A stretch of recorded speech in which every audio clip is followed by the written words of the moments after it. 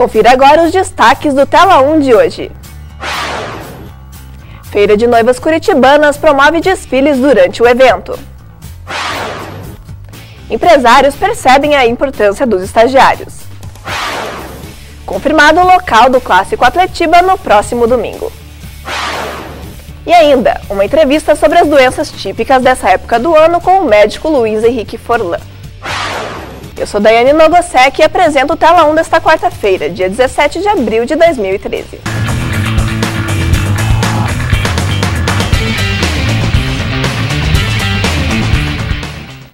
O aumento salarial dos servidores municipais foi aprovado hoje pelos vereadores de Curitiba.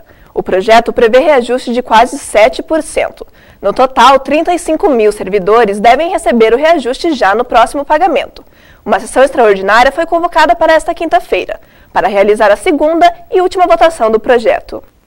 Além de produtos e serviços, Feira Noivas Curitibanas apresenta 2 desfiles. O repórter Ângelo Sfaier foi até a Expo Unimed e vai nos contar um pouco mais do evento. Começa amanhã a Feira Noivas Curitibanas. Durante 4 dias, mais de 100 expositores vão apresentar seus trabalhos e serviços. Empresas que organizam outros eventos, como formaturas e festas de debutante, também marcam presença. Outro atrativo são os desfiles, que acontecem no sábado e no domingo. Eles são assinados por Edson Edel e pela Maison Valentina. O evento acontece aqui, na Expo Unimed, que fica ao lado do Teatro Positivo, na rua Professor Pedro Viriato de Souza, 5300, na cidade industrial de Curitiba.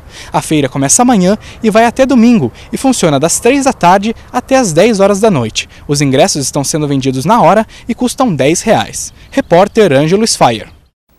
Há algum tempo, o estagiário deixou de ser apenas um observador.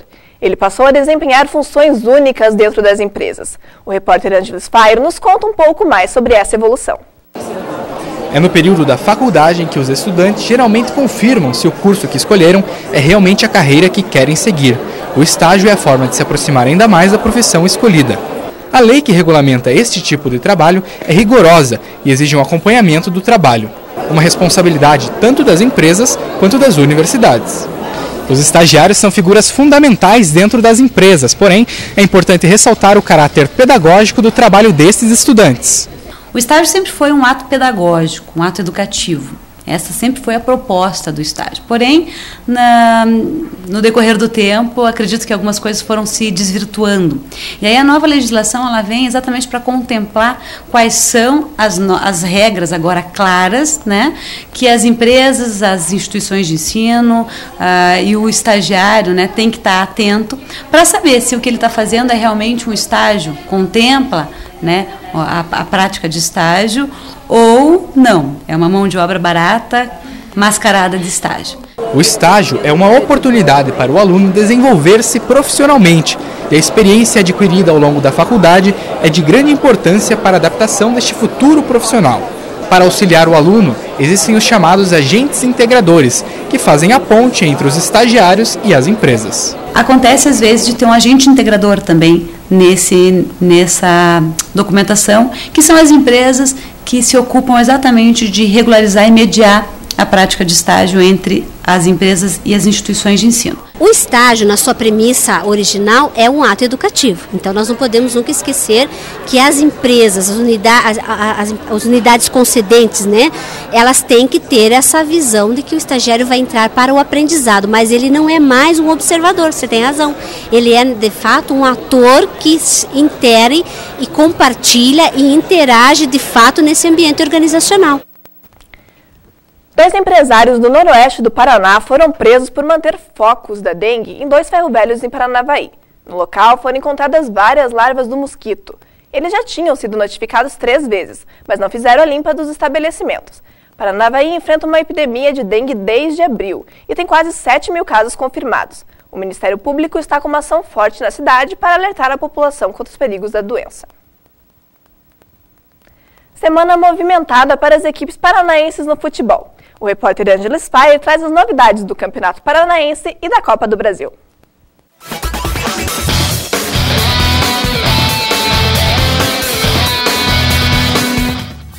O Atletiba do próximo domingo deve mesmo acontecer na Vila Olímpica do Boqueirão.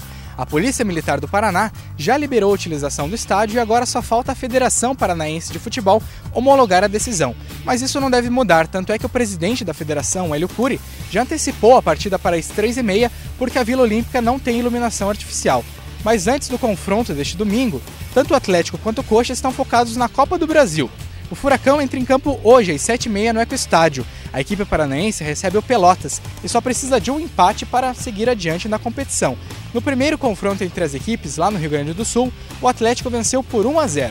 Já o Curitiba, que chegou na final das últimas 2 Copas do Brasil, só estreia amanhã na competição. A delegação alviverde já está na Paraíba, onde enfrenta o Souza. A partida acontece na quinta-feira, também às 7h30 da noite, no estádio Marizão. E o alviverde, se vencer por 2 ou mais gols de diferença, elimina o jogo de volta. Quem comenta a Copa do Brasil e Campeonato Paranaense é Lucas Kotovics no quadro Tela Esporte. Pois é, Ângelo, e agora eu te pergunto, quem conhece a Vila Olímpica?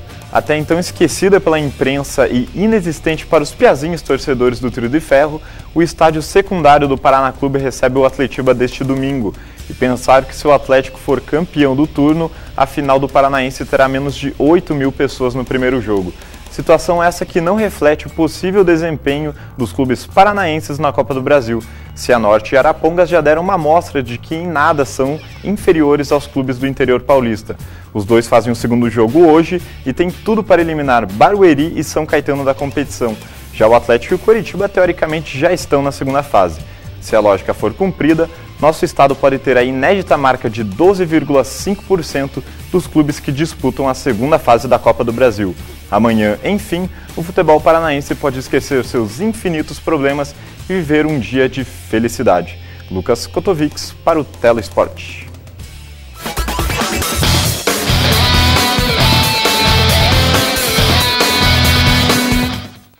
Como fica o tempo nesta quinta-feira?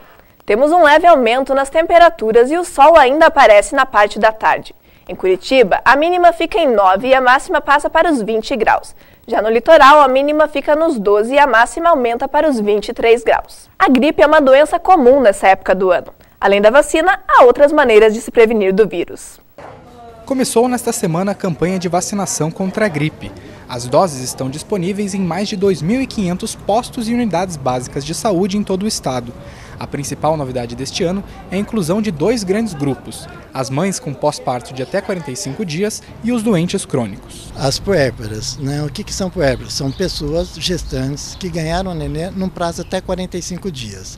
E a maior novidade também é a questão do número, do aumento em relação às comorbidades. São as doenças crônicas, né? Por exemplo, diabetes, obesidade mórbida, né? Pessoas com imunodepressão, são essas pessoas que, ou renais crônicos, também são as pessoas que estão dentro desse critério que é de comorbidade. Mas nem todas as pessoas estão habilitadas para receber a vacina. O coordenador do Programa de Imunização Estadual dá uma importante dica para se prevenir da gripe, principalmente nesta época do ano, quando os dias são quentes, mas as noites muito frias. O que a gente precisa é de maior circulação em relação ao ar. Se eu tiver uma maior circulação no período noturno, que geralmente a gente fecha as janelas, eu vou diminuir a questão do vírus circulante. Então, é fundamental, mesmo que eu tenha lá criança na minha residência ou mesmo sendo adulto, é importante sempre deixar uma frestinha na janela para circular a questão do ar. Isso automaticamente também diminui a circulação do vírus. Recebemos agora aqui em nosso estúdio o médico e professor Luiz Henrique Furlan. Seja bem-vindo, professor. Muito obrigado. Então conta um pouquinho pra gente, esse ano foram inclusos novos grupos na campanha de vacinação. Qual que é a importância da inclusão desses novos grupos? O que se observou é que existem outras populações suscetíveis, né, à infecção pelo vírus da gripe, que é o vírus da gripe H1N1, né, que em 2009 causou uma epidemia importante. Então, os doentes crônicos, como os pacientes com hipertensão arterial, diabetes, doença cardíaca, pacientes com problemas respiratórios, como asma, bronquite crônica, eles têm uma suscetibilidade maior, assim como os idosos, as crianças e as gestantes que a gente já vacinava no ano passado, né? Então, esse ano nós foi incluído pelo Ministério da Saúde, a população carcerária, os presos, né? Porque por uma questão de contágio, que se alguém está contaminado, facilmente vai contaminar o restante da população. a população indígena e as puérperas, que são as mulheres que ganharam bebê até 45 dias, né? A gestação causa uma certa alteração na imunidade da mulher. Então, a gestante é uma população um pouco mais suscetível à infecção respiratória pelo vírus da gripe. E esse estado de alteração de imunidade permanece até o 45º dia pós-parto. Então, em função da avaliação epidemiológica, né, ou seja, de dados de populações mais suscetíveis, foi se ampliando a cobertura de vacina para outras populações, assim como os profissionais de saúde, que também são uma população de risco, porque estão atendendo as pessoas, né? Então, o senhor estava falando das epidemias, a gente escuta muito falar nessa época das doenças de outono. O senhor podia explicar um pouquinho para a gente o que são essas doenças? Basicamente, no período de outono, a gente tem uma incidência maior de doenças respiratórias, em função da mudança climática, da variação de temperatura que a gente tem.